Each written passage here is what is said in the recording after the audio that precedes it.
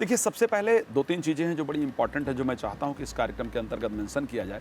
एक तो जो गर्भवती महिलाएं हैं, ग्रहण के दौरान, ये बहुत लंबा ग्रहण नहीं है, रात को 1:05 पर प्रारंभ हो रहा है और 2:24 पर खत्म हो रहा है। अब हाँ, क्योंकि ये मध्य रात्रि का समय है, उस टाइम सोने का समय होता है, लेकिन शास्त्रोक्त नियम है कि ग्रहण के समय प्रेग्नेंट जो महिलाएं हैं, जो गर्भवती महिलाएं हैं, उनको सोना नहीं चाहिए, ज़ोर से बोलना नहीं चाहिए, तेज आवाज़ में टीवी या मोबाइल इत्यादि नहीं देखना चाहिए, कुछ काटना नहीं चाहिए, कुछ तोड़ना नहीं चाहिए। इस प्रकार का वर्णन शास्त्र के अंतर्गत प्राप्त होता है। और हाँ, साइंस को लेकर के चर्चा हुई थी, मेरा प्रयास रहेगा उस पर भी प्रकाश डाला जाए। तो ये विशेषकर गर्भवती महिलाएं ध्यान रखेंगी, खाना कुछ नहीं चाहिए उस समय, ग्रहण के समय स्पेशली कुछ खाना पीना आपको नहीं चाहिए। जनरली सूतक के समय भी कुछ लोग नहीं खाते पीते हैं, लेकिन ग्रहण के समय तो बिल्कुल नहीं खाना चाहिए, ध्यान रखना चाहिए। कोई वृद्ध है, कोई रोगी है जिसकी मजबूरी है कि उस टाइम खाना ही है, तो क्या करें, ग्रहण से पहले तुलसी का पत्ता भोजन में डाल दें, गंगा जल डाल दें। बहुत मजबूरी है खाने पीने में तो लिक्विड कोई जो चीज़ें है, लिक्विड पदार्थ जो है उसको लिया जाए, जनरली जल्दी से डाइजेस्ट हो जाए। बिकॉज चंद्रमा और सूर्य दो ऐसे ग्रह हैं जो हमारे डाइजेशन सिस्टम से कनेक्टेड प्लैनेट हैं। सो ऐसे कंडीशन में उस टाइम पर कोई गरिष्ठ भोजन लेना वो आपके स्वास्थ्य को खराब करने वाला होता है। और ग्रहण के समय क्योंकि सूर्य और चंद्रमा की जो प्रॉपर किरण है वो हम पर नहीं पड़ रही होती है, सो ऐसे कंडीशन में जो खाना आपने खाया है उसके अधिक पॉइजन बनने का जो संयोग होता है वो बनता है। सो ऐसे कंडीशन में महिलाओं को इस प्रकार ध्यान रखना चाहिए। आपने कहा पूजा को लेकर के कभी भी मूर्ति स्पर्श नहीं करना चाहिए। ग्रहण के समय पर यह कहा जाता है कि हमारे शरीर के अंतर्गत जो नकारात्मक शक्तियां हैं या जो विषैले कीटाणु हैं उनके उत्पन्न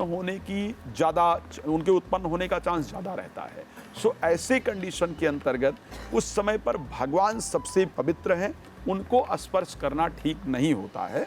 बल्कि आप कोई भी पुस्तक अध्ययन कर सकते हैं, कर सकती हैं, किसी भी मंत्र का जप आप कर सकते हैं, कर सकती हैं। तो मंत्र जप बिल्कुल किया जा सकता है, पुस्तक का अध्ययन किया जा सकता है।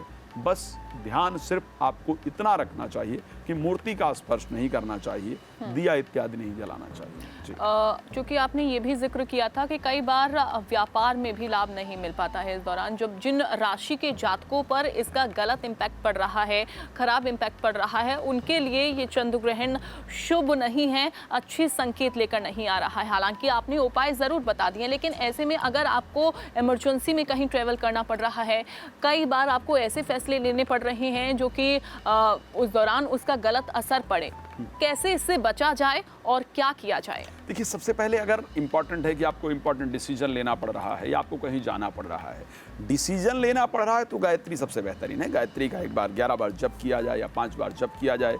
एक बार अपने नेत्रों को बंद करके भगवान का स्मरण किया जाए, उसी समय जो दिमाग में हमारे विचार आते हैं उसके अनुसार डिसीजन लिया जाए।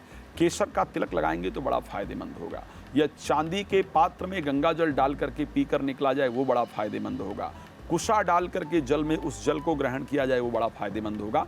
तो मान लिया जाता है कि इस समय आपको कोई डिसीजन लेना है इंपॉर्टेंट या कहीं निकलना भी है, तो इन उपायों को प्रयोग कर सकते हैं। अगर आपके लिए पॉसिबल है कि ग्रहण में ट्रैवल आपके लिए बहुत बेहतरीन नहीं, जैसा कि अगर वृश्चिक राशि के लिए देखा जाए तो यात्रा बहुत फायदेमंद नहीं है, बिकॉज अष्टम भाव में आपके ग्रहण होने वाला है।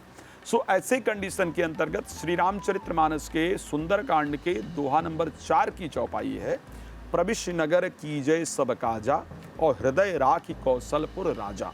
ध्यान रखिए, वैसे भी आप जब यात्रा कर रहे हैं इस चौपाई का प्रयोग करेंगे। ये उस टाइम की चौपाई जब हनुमान जी लंका जा रहे हैं।